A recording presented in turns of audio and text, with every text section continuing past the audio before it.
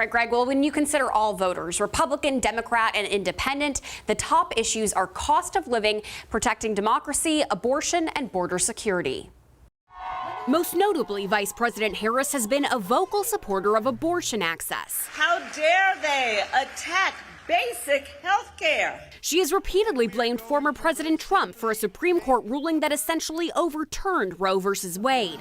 She's also spoken frequently about protecting democracy in reference to Mr. Trump and to the January 6th insurrection. If we are not vigilant, if we do not defend it, democracy simply will not stand. As for border security, the Biden administration assigned Harris to focus on root causes of migration. She received credit for securing corporate donations to invest in Central American communities, but was criticized by some on the left for her comments during a surge in border crossings. If you come to our border, you will be turned back. Finally, from gas prices to grocery bills, cost of living is top of mind for a quarter of Washington voters. Vice President Harris has supported President Biden's economic policies. As a senator, she also proposed tax credits for lower and middle income workers. And during her last presidential run, she pitched Medicare for all. University of Washington professor James Long says many party-affiliated voters will stay in their lanes. So what's really at stake here are swing voters. Kamala Harris, even though she is the sitting vice president,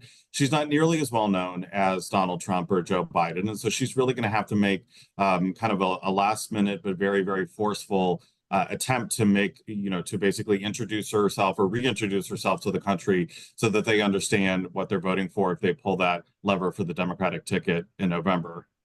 And so far, he says it doesn't appear her positions on most big issues are vastly different than President Biden's. But of course, we've yet to see her hit the trail or release a full platform.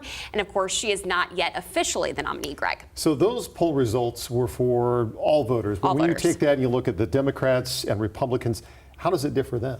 Right. So for the Democrats, you add guns to those top four issues and border security falls off.